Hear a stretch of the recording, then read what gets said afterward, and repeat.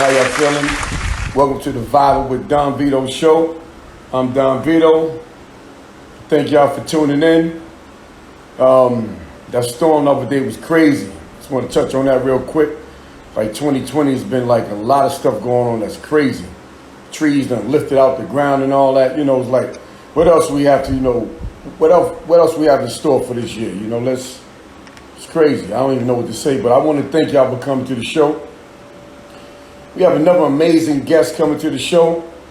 She's go by the name of PHAREIN Griffith, and she's the chair of the Harlem Complete Count Committee and Naacp Census captain. I felt a need to get her on the show because, the Vibe with Don Vito show, I like to have like A-list type of guests who are going to come and we're going to talk about some real stuff that's going on in the community, real stuff going on as far as people's stories and stuff like that. And also real stuff going on with entertainment, if need be, sports, whatever, just real stuff, real stories that we can get something from. Whether positive, whether negative, just informative. We need to be informed right now because so much going on out here. And we got Flojo pulling up, so I like to thank you for pulling up early so we could get the show going on. PHAREIN Griffith, how you feeling? Welcome to the show. Hey, how you doing? Look sideways. Hey, sorry. Yeah, oh, there you go. All right. Hey, how you doing? How are you? Am I clear? Very clear. I can hear you. Okay. Yeah, I hear you good. I hear you very good. How you doing today? I'm good. Watch your hand. Take it easy. Yeah, no, I'm trying to do the vibe. All right, come on now. Can we live and direct? You good? You comfortable? Hello? Yep. Okay. I'm good. You look nice. All is well. You look nice. Thank you. So how you been holding up with the year 2020? It's been a lot going on. No, it's been a lot. Yes, it's been a lot going on. This pandemic really did us. This is going to be a year to remember. This the 2020 for many reasons: the pandemic, the election, the census. So it's a lot. This is a memorable year. So it's been very busy for me, just in general, before the pandemic, and it's even busier now. Yeah. All right. So can you tell all our guests where you're from? Well, I'm actually from the Bronx, but I reside in Harlem. I've been down here about 23 years. Mm-hmm. I'm repping Harlem right now. Okay, Harlem is good. I rep Harlem also. So, how was life growing up for you as a young girl? Oh, it was great. I loved it. I loved my teenage years. I'm glad that I was born in the era, the decade, the year, the century that I was born in. Hip hop was on the rise. So, New York was where it was at. I'm from the boogie down, so it was definitely popping in the Bronx. Okay. Yeah. So let me ask you another question. So how did you get involved in such a worthy and important cause as a census count and stuff like that? Let's get into that. How did I get involved? So my advocacy in community engagement and civic engagement started actually with my younger son. My younger son, Aaron, has had special needs. He's on a spectrum of autism. So my advocacy started with parents with special needs in the schools, and then I was on a PTA. I was on a PTA for the elementary school. Then I was on a PTA for the middle school and high school. I was the treasurer there, and then SLT, school leadership team. And from there, because they moved the school inside the Watley School on 114th Street, which is a known drug dealing block. And I started going to the precinct council meetings and the community board meetings and just taking an interest in my community. And then it just went into there. Like I was always involved in voting. Like I always voted. The first presidency that I voted for was for Bill Clinton. But I've been voting every year since, in every election. I tried to be. I've missed a couple. So I'm not really what they call a prime voter, the ones who vote in every single election. Those are the ones that candidates target. Right. And that from there, and it just went into okay, now let's shift into voting, the importance of voting, how it affects the community. You know, I'm the vice president of my Democratic club for civic engagement, so I deal with the election day operations, and I am also a county elected. So my community, my neighbors right here, they voted for me. I am on the Democratic County committee as a county committee member. And then I ran in 2017 for district leader, which is another party position, and those are unpaid positions, but they're party positions. They're very significant positions, but they are non-paid and no office. District leader of what? So district leader of Harlem. So in the on the voting side, the assembly district is the bottom half, the lower level, what they consider of the state legislative body. So we have the state senate, which is the higher chamber, and then lower chamber is the state assembly. And within the state assembly, there is is broken up into four districts, if you will. So it's like part A, part B, part C, and under each part has two district leaders, a female district leader and a male district leader. And then underneath them, they have what it's called the county committee. So I'm currently on the county committee, so I represent my election district. So the voters in my district, they voted for me to represent them. So I come to them when somebody's running for office to do petition signing, keep them informed of special elections, now going into the census and how it was all tied in, just keeping them informed and ready, to hit the polls. Yeah. So what made you want to be a district leader, being that it's a non-paid position? So that is a great question. So for me, so the platform, I was going to use the platform as educating, in the educating space, to educate the community on the political process. So in my experience and through my everyday life, I see that more people would be involved in the voting process if they truly understood the voting the process. And there's people, I always use the metaphor of playing double dutch. Like there's people on the sideline just ready to jump in. They just need to know when, how it's going to affect them. They just ready to go. They just looking for that rope to go up so they can jump in and not get tripped up. So you have those people, and then you have some that are disconnected because they don't see anything happening. They don't see on their end, like, oh, I don't see the effects of it. But through education, more and more people will come, they do come out to vote. And I proved it in my race. I didn't win my race, but my demographic of the voters showed that I tapped into a different, they call voting block is what it's called. Okay. So yeah.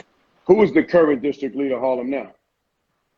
No, so there's several in Harlem. So each assembly district, so there's 8. Each assembly district has 8. So we're in the 70th assembly district, I am. Okay. And that is, Inez Dickens is our assemblywoman. And we have 4 parts, and each part has 2. So we have, in this assembly district, we have 8. So currently right now in part A, the male district leader is William Allen, and then the female district leader is Cordell Clare. Yeah, the reason why I asked you that, because I had both of them on my show. Oh, okay. Yeah, so I just wanted to clarify that because, like you said, there's different sections, pretty much.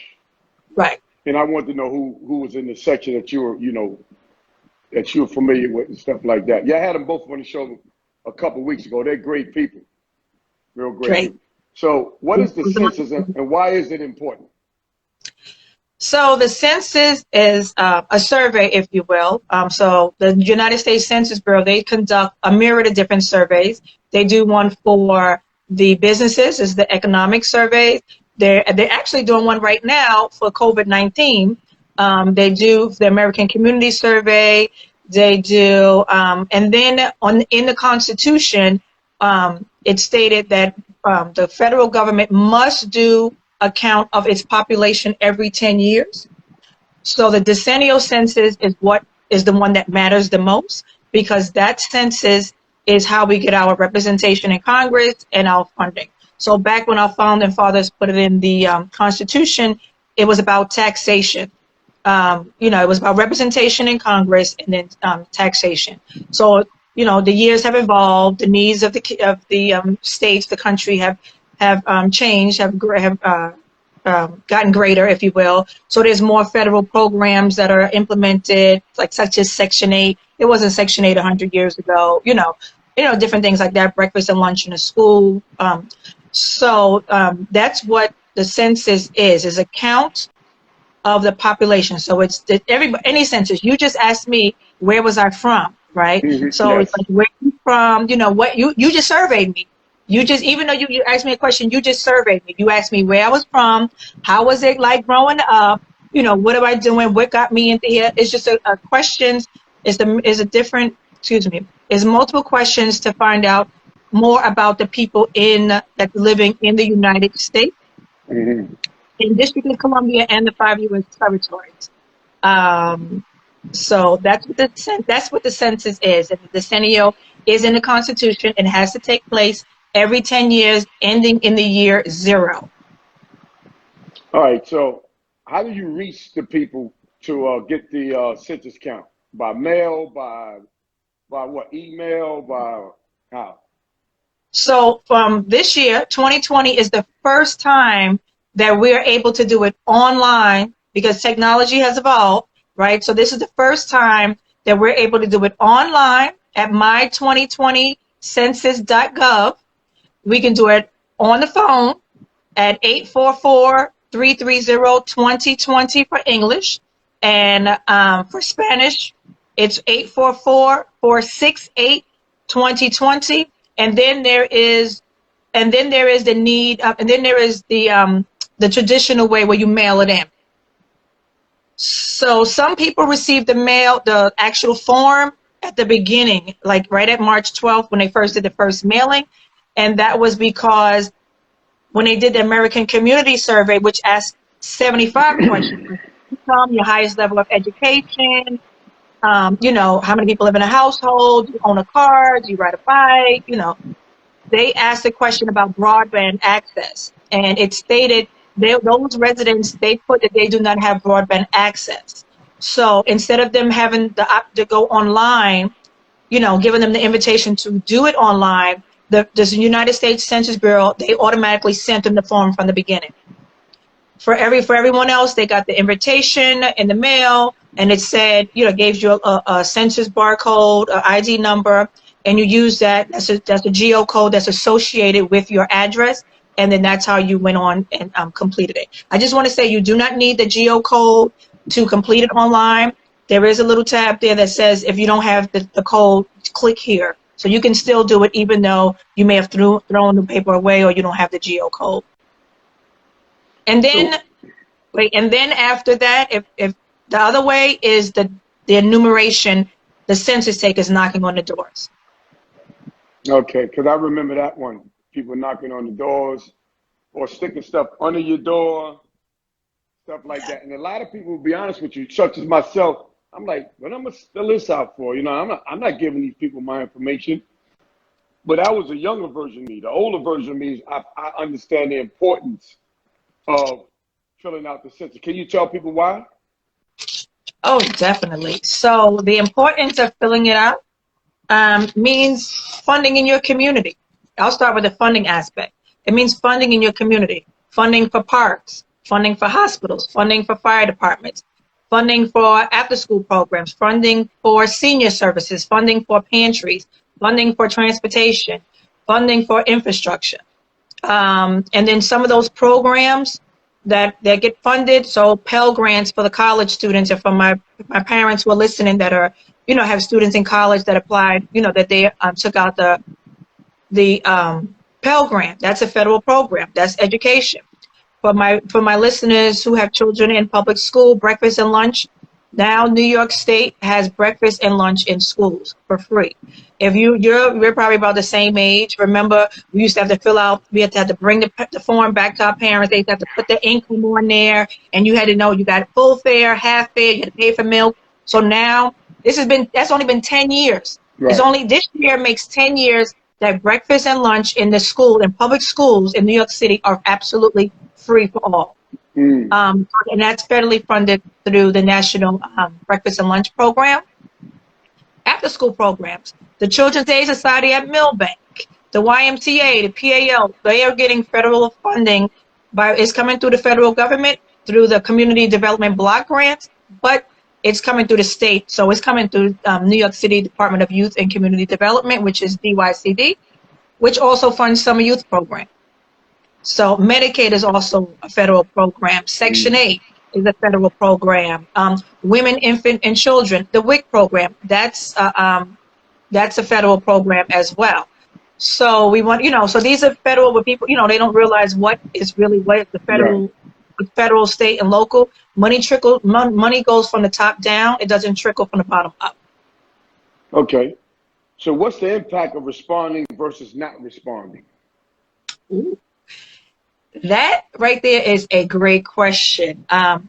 So for New York, in New York in 2010, New York had a response rate of 61%. Throughout the whole thing, we had 61%. So that means New York received 61 cents on the dollar. For all my listeners out there, my people who, the budget, that do the head of the household budget. So what happens? You get shortchanged someplace, right? So out of the 61%, they had to stretch it 100% for the necessities. So in New York City, right here in Manhattan, in New York County, Washington Heights led the response. They actually led it in the country. And in Washington Heights, they have 5 brand new dual language schools up there. 5 brand new dual language schools up there. Right. That's the effects of doing it. So when it's time for the budget and it's time for our elected officials, and we get upset at our elected officials and we're thinking, oh, well, they're not doing anything. What have they done for us? We have to help them get what they need. We have to help them get that funding to put it into our community. We can say what we want to say, but we need to match that up. Like, we just can't say like, oh, we don't have a good park and we don't have the playground is broken down, the equipment and stuff like that, right?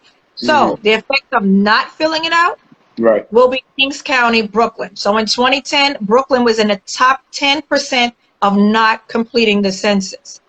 As a result, 4 public hospitals closed down in Brooklyn. Wow. So, right. And that's before the pandemic. And then what happened during the pandemic? Brooklyn was hit the hardest. They didn't have enough hospitals to accommodate for all of the sick people. And then the hospitals that they did have did not have enough supplies, the PPE for the hospital staff and the healthcare workers, right? And that's in all of the hospitals, actually. New York City public hospitals were short because of the budget from 2010. And this budget is every 10 years. So the money from 2010's budget is ending right now. It's ending. We're already in a new cycle, right? So now these numbers for 2020, they go to the president, all of the total, the amount of people that's in the country, citizen or non-citizen, in the District of Columbia and the 5 U.S. territories, that total goes to the president, and then it goes to each state. The governors, they get the total for their state, and then the redistricting process, the lines get drawn. So this is how the impact is having representation in your government and having funding in your community. Supermarkets, businesses, right here in Harlem, Black businesses. Businesses play a role in the census. They do an economic survey for the businesses as well. Because you're not going to open up a business you're not going to open up a Chinese restaurant in the middle of the desert in Texas. You know what I mean? Like, it's just not going to happen, because there doesn't show a need where you're going to be profitable. It's not going to show, right? So most business owners, they look at the data to see what, where they can open up, how they can open up, to make sure they're going to be surviving for a long time. Look at 125th Street. We now have a Victoria's Secret on 125th Street. That didn't just happen by chance. They looked and saw how many people in Harlem actually have a Victoria's Secret account, credit card. They looked to see how many people actually shop from Harlem that don't have a credit card. And then they looked at how many people come into the stores, and when you get to the register, they ask you for your zip code.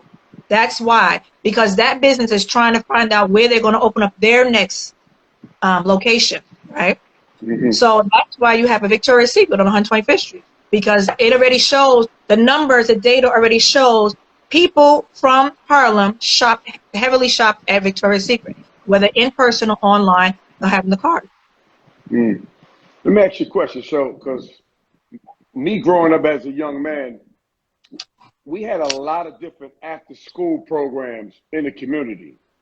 You know, our thing was get the homework done real quick, go outside and play. I see that there's a shortage of after-school programs. Does the census have anything to do with that? Oh, absolutely. So as I mentioned earlier, it's through the community service block grant, right? So that comes in that's through the state, and every state has it. And they get the bulk of the money. So here for New York, they receive like 46 million a year, 46 million a year. And I'm saying only because that's not enough. Out of our $73 billion a year budget, New York only receives 73 billion. And I keep saying only because we should have double that. Because 34 billion off the top goes to Medicaid. So out of the 46 million that the community development block grants and the community service block grants receive, New York City is the anchor for all money in New York State, right? Out of the 61 counties, these 5 counties in New York that represent New York City, they're the bulk of the funding. So for DYCD, they're the city agency that provides free after-school programs. So they take out a contract. So here in Harlem, I am the chair of the Harlem Neighborhood Advisory Board. I'm appointed by the the former assemblyman, Keith Wright. And through that, my board, directly assist the city with putting adequate funding, program services, and activities directly in our community. And that's based on a need. So we have to survey the community first. So this is answering your question. How do we find out? We have to survey the community, ask them what they need. But if the community doesn't fill out the survey and we don't hear from them directly on what they need, how do we put the funding there?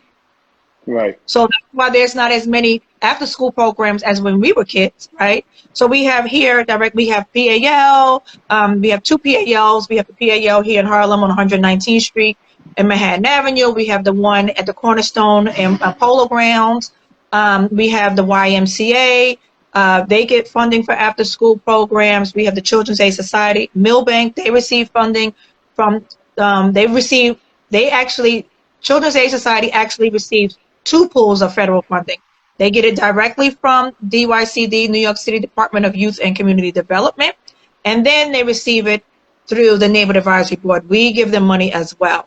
Our budget is only $475,000, and I keep saying only, and that's because the population count here, how many people actually filled out the census in 2010, how they divide the money up into the 41 Title I communities throughout the 5 boroughs. So I'll stop there. Okay. So let me ask you a question. So what is your system on? Say you sent out a million census applications or whatever, and does it just go around one time, or do you do a follow-up? Yes, they actually do. So once you complete it, they don't do a follow-up. But if you have not completed your census today, thus far, you're going to keep getting reminders, and then you get to actually form. Right. And then, so if everything was supposed to actually end already, we was already supposed to have been in the door knocking phase, the enumeration phase since the July, but the pandemic pushed everything back. Right. So the U.S. Census Bureau, because it's in the Constitution, they had to go before Congress and ask for an extension for the operation side. So with that, all the dates was pushed back, and they just sent out this past week. They just sent out another mailing, a postcard, to those residents who have yet to respond. Now, responding, we need people to respond. Because if they don't respond on their own during it's called the self-response period, right? That is now. Then the door knockers come, right? So we want people, if they're living in a household with relatives, non-relatives, non-citizens, they have to count everyone in the household, especially children. Children are undercounted because one, parents are not filling out the census at all, or two, parents are filling out the census and they're omitting to put their children down, because most parents see their children as an extension of themselves, not utilizing services, not utilizing resources and services on their own.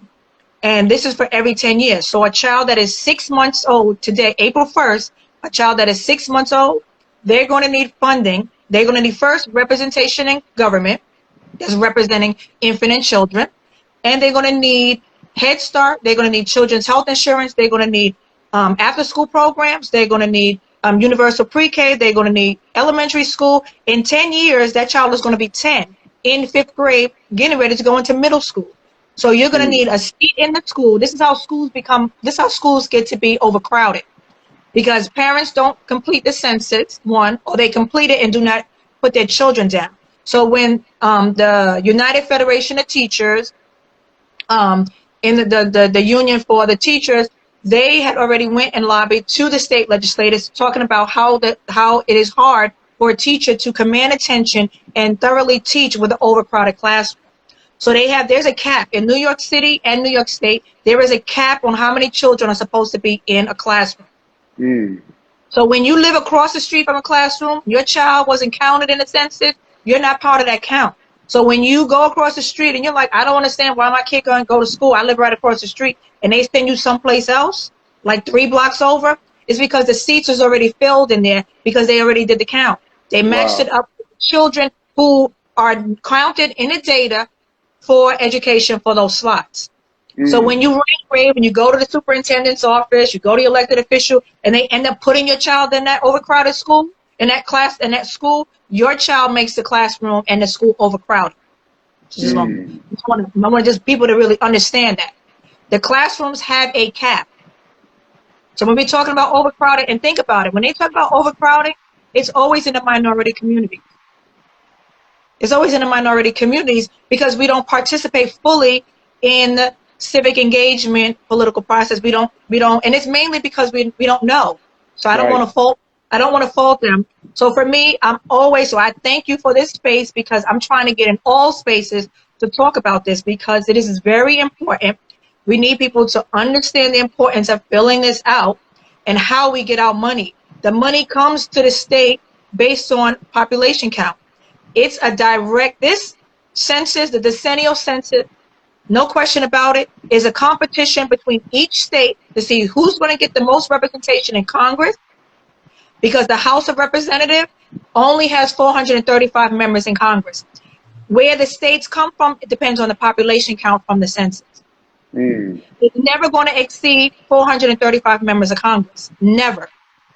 It's about which state has the most representation in Congress. So right now, our members of Congress are very important, because you know what? The members of Congress, what are they doing right now? They're the ones who put together the stimulus package. It's the members of Congress who are doing that. This is why voting in every election is important. Voting not just in the presidency every 4 years, but every single year, because Congress is voted every 2 years. So if you're voting every year, you're catching the mayor, you're catching the governor, you're catching Congress, you're catching the U.S. senators, you're catching the presidency. You're voting in every year, right? So for that.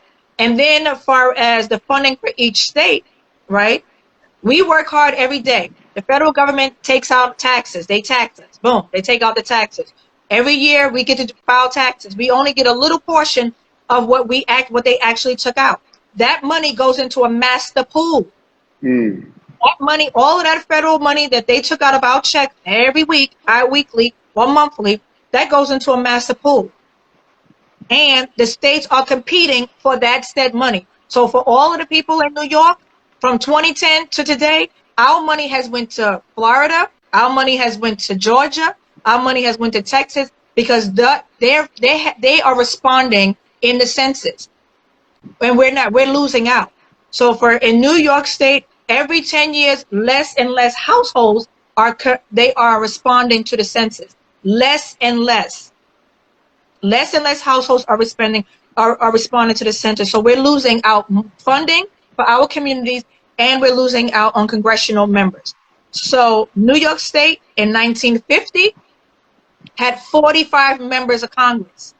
Today in 2020, New York only has 27 members of Congress. New York used to lead in government, in the Congress, right, with 45 members. We had a large delegation. Now we only have 27, plus our 2 U.S. senators give us the 29 electoral colleges that is needed to vote in the presidency. So I want our listeners both to know the presidential election is won by the electoral college, not the popular vote. As much as we don't like the electoral colleges, and I hear people often say, we need to get rid of it. No, we don't need to get rid of it. We need to understand it, and we need to play the game to get more for our state, so that, and especially in the blue states, if you will.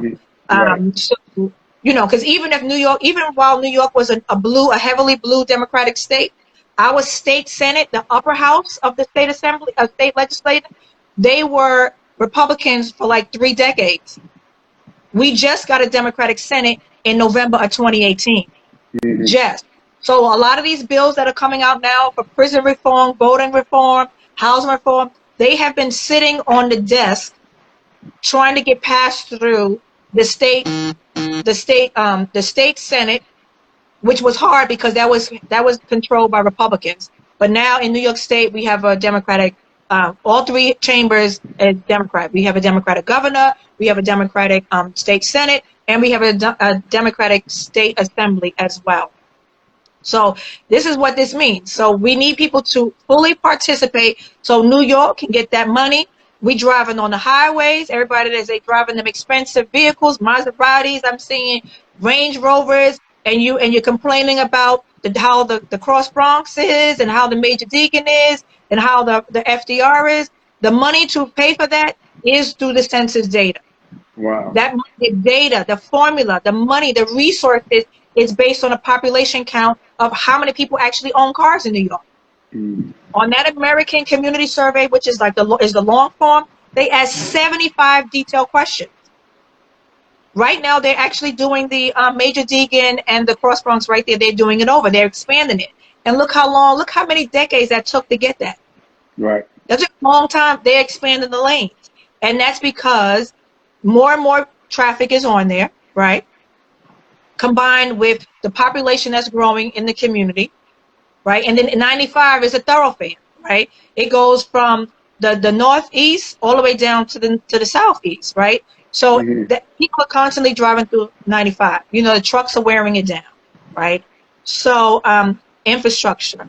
How often a train comes on your platform? Right here at 116th Street. I remember when you can get on the train at any time of the day. We've been heavily gentrified here in Harlem, and the train stations are heavily populated from 7 a.m. to like maybe 11, sometimes 11 a.m. The train platforms are still crowded.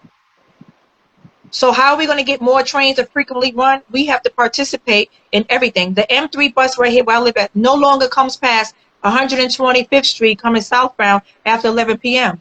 because there's no ridership showing the need to come down. And I learned in the middle of a storm coming from uptown after 11 p.m., I jump on the bus because it stops in front of my building, and it stops at 125th Street, last stop. And I'm like, what are you talking about? And it was like, oh, we don't go back to 125th Street anymore. So now I had to walk from 125th Street down in the parking because there's no ridership. Everything is about numbers. Everybody likes to quote Jay. Jay said it is best. Women lie, men lie, numbers don't. Right. Right. So, and when people always say, oh, they know how to find us, you know, we here, they know how to find us. No, this is a different federal government agency. This is not aligned with anything else.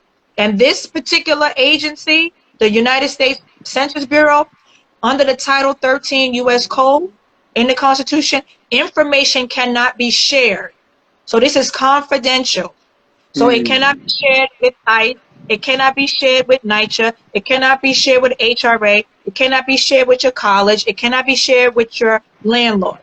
This is under the Title 13 code of the U.S. Code. So individuals who work for the Census Bureau are sworn for a lifetime. A lifetime. So it doesn't matter if they leave from working at the Census Bureau, go into the private sector, they are sworn for a lifetime. And if they share any information, 5 years imprisonment, $250,000 fine. Wow. Right. And let me tell you, agencies and people have tried to infiltrate the United States Census Bureau. And our commander-in-chief in the White House is one of them. So he has tried to put the citizenship question on there, and the Supreme Court shot it down because our founding fathers put in, they had a vision for, I mean, like they were visionaries, whether people want to realize it or not, how they structured government and the Constitution, right? They put in there, it's for every person living in the United States and the 5 U.S. territories, including citizens and non-citizens. They said that back in 1700s. So this is to count everyone in the United States. And I know for some of my listeners, they may be thinking about the 3/5 compromise, where the 3/5 compromise is where the slaves were counted as 3/5, because if you remember when I said at the beginning, this was about fair representation in Congress and taxation. So to get fair representation, what was the North saying? No to the South, you have too many people, you're automatically going to have more members in Congress. So they started counting the slaves as 3/5 of 3/5 of a human being, right? So since Emancipation Proclamation, black human beings in this country has been counted as whole individuals beginning in the census, 1890 census. So we have been counted, and we should be standing up proudly to be counted. Yes, they brought us here in shackles, but we're here. We're proud to be here.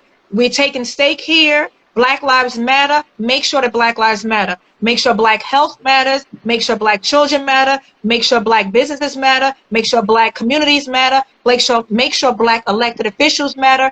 And make sure the Black agenda matters, whatever that Black agenda is. Make sure the Black movement matters. This is how you make sure it matters. Exactly. Exactly. I like the way you put that. Well spoken, and this information is the reason why I brought you on the show, because like you said, it's information. It's all about information. A lot of people don't know, so they don't understand the importance of a census. And then they wonder why certain communities have and certain communities don't have. You know, so I appreciate you coming on the show and sharing this important information. So what are the census responses for Harlem, New York City, and New York State? I'm sorry, say that again? What are the census responses for Harlem, New York City, and New York State? Thank you for asking that, because New York State is currently in 38th place of response. So the national response is at 63.1%. New York State is at 58.8% currently. New York City is at 54.8%. And I'm going to break the New York City down for the counties. Richmond County, the borough of Staten Island, is leading at 59.5%. New York County, the borough of Manhattan, is at 56.4%. Bronx County is at 56.1%. Queens County is at 55%. And then we have Kings County, the borough of Brooklyn, which is at 52% completing. So as I stated before, what does that actually mean? And Harlem is at 56%. Right, Central Harlem is at 56.7%. So what does that mean? That means that we currently are going to get for New York State 58.8 cents off the dollar. So that means we already coming in at a negative. We was already at a negative from 2010 plus the pandemic. And if we don't get people to respond, if we can't get at least 80% households to respond, we are really going to face some of the worst times in our lifetime. It'll be second to the Great Depression, like for real, where they already cut summer youth program. After school programs are losing their staffs. They're getting ready to do a cut on the city agencies. A lot of workers are getting ready to lose their jobs. That affects what? That's going to be home ownership. You're going to lose your homes, your residents. Black businesses are going to close down in Harlem. This is the impact. You might even have a hospital closed down. I mean, Harlem only has the one Harlem Hospital. And we can use another hospital. It doesn't only have to be Harlem Hospital. The other hospitals are private. But we can use another public hospital here. Staten Island, the borough of Staten Island doesn't even have a public hospital. Because in North Shore, where the blacks are represented, they don't participate in the census. They haven't. So across the board, we are not participating. We need the black community to stand up and participate. We need them to participate. And then I also want them to participate, and they also will be doing follow-up. The United States Census Bureau. So in case anybody is getting a phone call, they will be doing wellness checks, follow-ups. You filled out your census. You just want to make sure everything is good. You put down here maybe like two names, and one is like Tony instead of Antonio. You know what I'm saying? It may be something like that. Where Tony filled it out on his own, and then Antonio didn't. Did it. The parent did it for them, and then it's matched up. So they will be doing follow-ups as well. So I don't want people to get alarmed, but I do want about the phone calls. But I do want people to be alarmed about the door knocking, because the Black community we have never trusted the federal government. The federal government has never been good to the Black community. So we understand why we don't want to participate in anything government. I totally understand, right? But we can't keep sitting on the sidelines saying, this is what you did to me, this is what you did to me, this is what you did. Remember what you did, remember what you did. No. We have to now say, okay, let me give this one more again. Let me try again. Let me participate. Let's see how this really works. We have to participate, because when we don't, we lose out. Wow. So the door knockers, the United States Census Bureau will start their field enumeration nationwide on Tuesday, August 11th. And you can stop them from coming to your house by completing the census on your own, and it's called self-response. And that's going to my2020census.gov, or going to 844-330-2020. So I just want to make people understand, why this is important. And this pandemic, unemployment, right? So many people are on unemployment right now. Unemployment insurance is the formula, the data is used to formulate how much each state gets, the maximum. Some states only give $265 as the maximum unemployment. New York gives out $504. That's the maximum that you can get for the unemployment. And that's all through population, through the census data. So the data, your personal information is not shared, but the data is pulled, like, the gender, the race, the age is pulled to use for data, to use in certain circumstances. Right. Yeah, like the bike lanes. There's bike lanes everywhere. There's city bikes everywhere, and that's because the cyclists are riding the cyclist advocates. They have showed the data through the American Community Survey, the long form, that asks you, do you own a car? Do you ride a bike? Do you jog? Do you exercise? Do you ride public transportation? They show the data showing that a lot of people opt out of using a car, and they use a bike. So this is why we have the influx in New York City of these city bikes all over the place, and the bike lanes, because the cyclist advocates, they went and pulled the data to show the city, we need bike lanes. They're showing the death rate of people who are getting hit, the cyclists who are getting killed riding a bike, not having protected bike lanes. This is all data. So, I want our community, I want my community, our community, I want all of the Black communities across the country to respond to the census, to be proactive, not reactive. We need to be proactive and not reactive. Everybody that's marching in the street right now, they should be registering them to vote, and they should be making sure their household is counted in the census, and count the household. So if somebody is sleeping on the couch that's not related to you and not on your lease, you count them. Black men are undercounted. And I say this, and people sometimes get offended when I say this, Black men are undercounted because Black women are not counting them. So I need for everybody to let that sink in. Wow. Say that one more time. Black men are undercounted because Black women are not counting them. So I need really for people, that's a different conversation, not for this time, but I need for people to let that sink in. You don't want to count your man because he's not on the lease. You don't want to count your man because y'all broke up and he's sleeping on the couch. You don't want to count your nephew because he's just staying with you for the time being because his mother is going through something. It's always a male. You don't want to count the grandbaby because, I didn't know. You count the girlfriend, you count your daughter and the boyfriend, but you don't count, they all live in a household together, right? So these are the reasons and then HRA, being on a leash. These are the reasons why And if you take it back to Claudine days, you know, for the movie Claudine, where HRA, if you had a man in the house, then they're not giving you the resources. Those days are no longer here. So I need people to count my black men in this country. Please count our black men.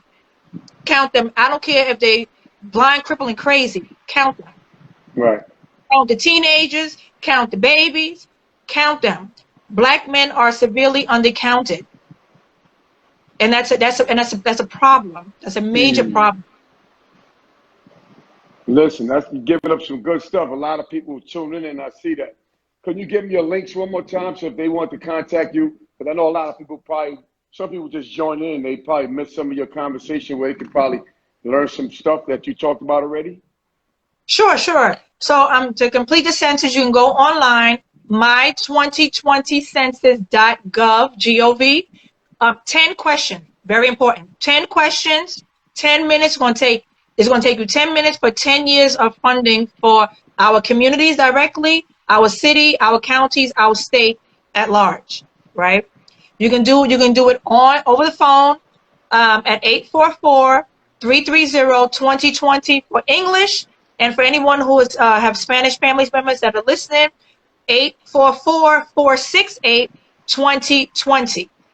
And it's important. You're counting all this. You're counting non-citizens and citizens. You're counting if you are a roommate, whoever is the key holder, they're going to count. You count everybody in the household.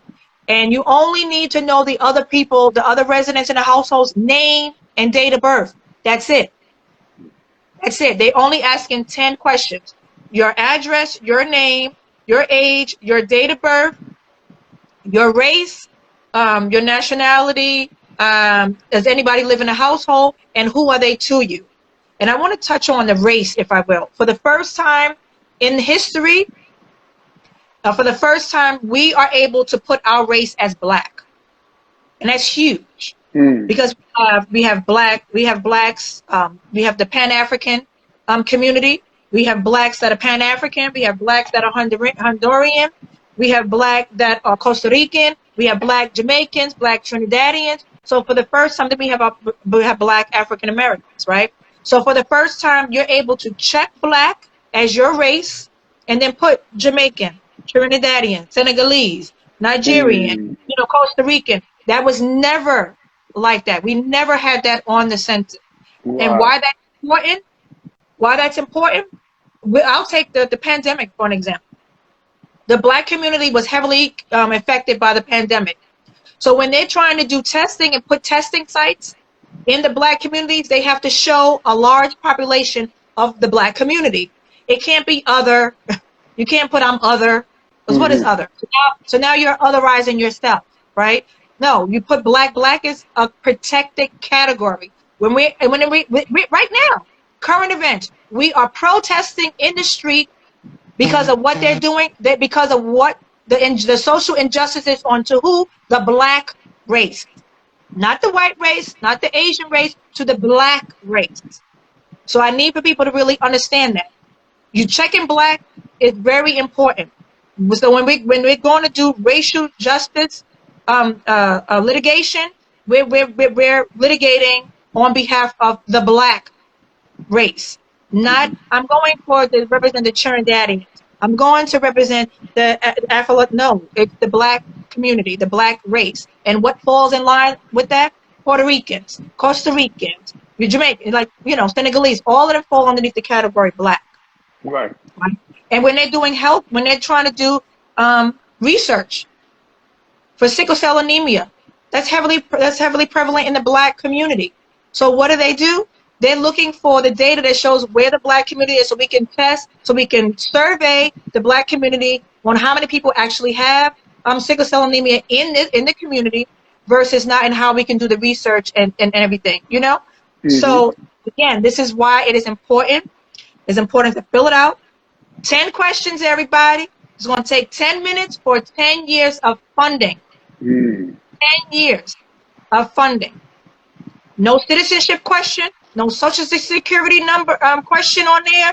No question about and were you informally incarcerated or anything like that. And being I just mentioned, I want to speak about, so the people that are incarcerated, the people on campus, they go to college campus, and people that are in shelters, they get counted in a group quarters. So that you don't have to count them, they get counted in group quarters. But I will say to my people, or anyone listening who are getting phone calls or have loved ones that are incarcerated, please encourage the person that is incarcerated to tell the rest of the inmates to tell their people to complete the census. Because when they come home, they need resources. They need job development. They need education, right? They need work. You know, they need all of these resources put in place. And how these programs, services, and activities get put in place is through the funding through the census data. So we want to make sure that people, you know, tell those people that you're speaking to as incarcerated in the state, not on the federal level, in the state. And the people who are incarcerated in New York State, they're from New York City, primarily the 5 main neighborhoods. They are helping those counties where those prisons reside get funding because they are incarcerated in those states. I mean, in those counties. So those counties are getting money based on our people, our residents in New York City that are incarcerated in those county prisons. Wow. So that's money being taken away from us, right? But they are used, they're legislating passed that they will be used in the redistricting process. So when they're going to draw the lines, they who are incarcerated in the state, they will be counted in their communities as far as representation when they're drawing the line. So I just wanted to put that out there because people often ask the question of, well, how are they counting people in prison? How are they counting the people in shelter? Instead of worrying about if they're, counting the people in their house and their family members and their friends, they're worried about a population that gets counted 24 hours a day. Prisoners get counted 24 hours a day. Yes, they do. Yeah, so I just wanted to put that out there because I get often I get asked that question.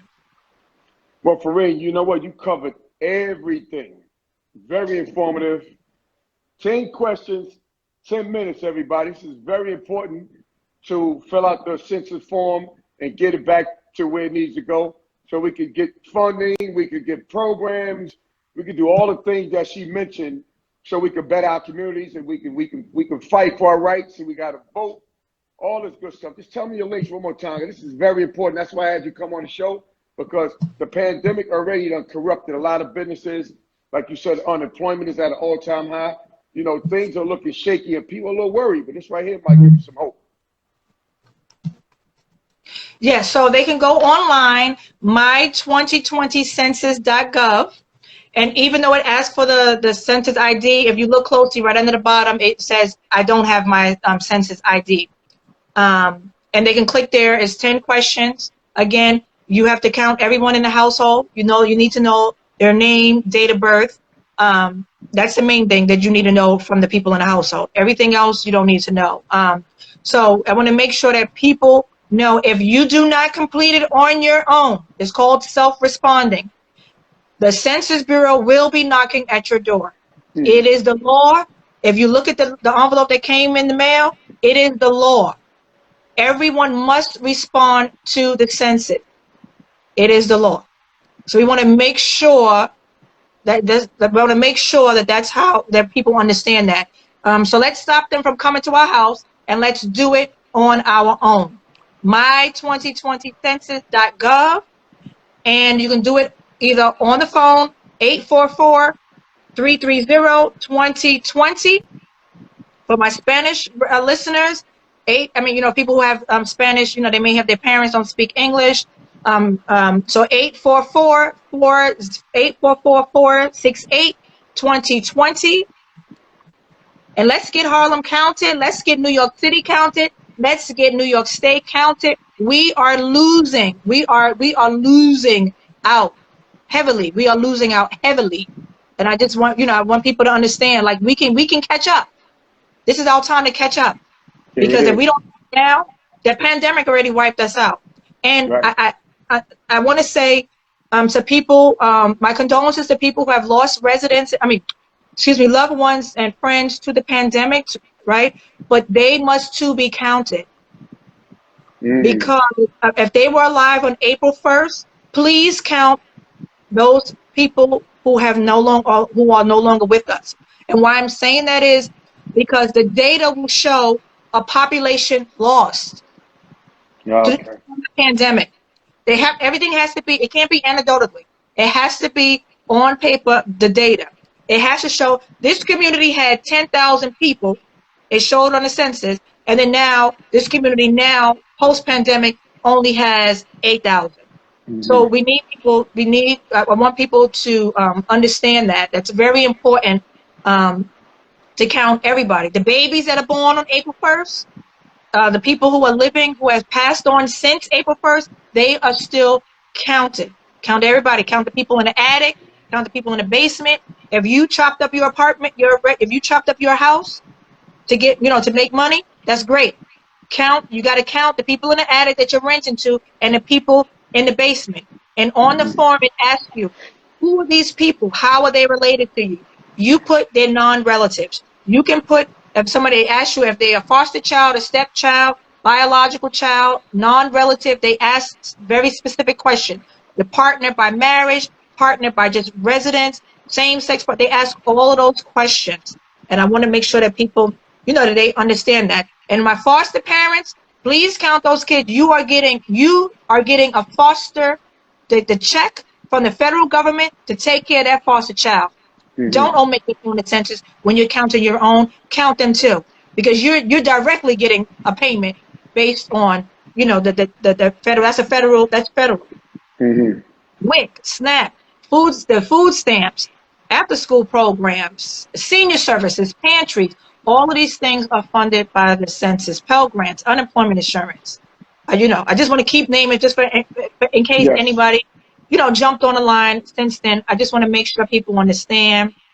I don't know. I can't see the time. I know you're watching the time. I don't know how much time we have left. We got like a minute left. Okay. But I want to let you get everything out because this is very good information. We got like a minute left, so we can put a closing statement in right quick. Yes. So, and then this is the last thing I'll say. You cannot trace your family history without the census. Yes, when you go to ancestry.com, it automatically pushes you to the census because they release that information. They release the name and who's related to you 72 years later. I mean, just those two components so that you're able to trace your family. Because remember, they do the population count.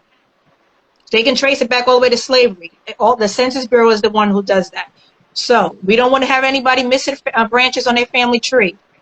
And I want to shout out to a few people on there that I see. I saw my son. I see Nicole. I see Miriam. Thanks for joining.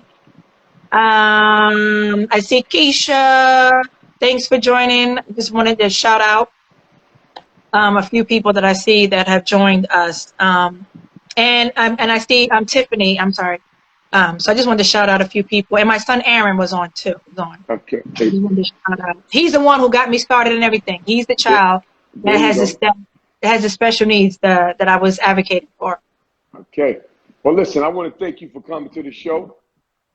Today I feel good today because you gave people a lot of information that was needed. And I'm going to do my best to help spread the word. And we're going to get this interview out there. And we're going to try to spread it around even more so more people can hear about this. And I'll be in touch with you. And if there's another platform that we can get on that you can spread that word, we'll do that, okay? Thank you so much again. Thank you so much, Vern, for this platform. I really do appreciate it. We got to touch everybody where they are. Exactly. And thank you for coming on the show once again. And you have a wonderful day. Thank you. You too. All right, bye-bye. Have a good one.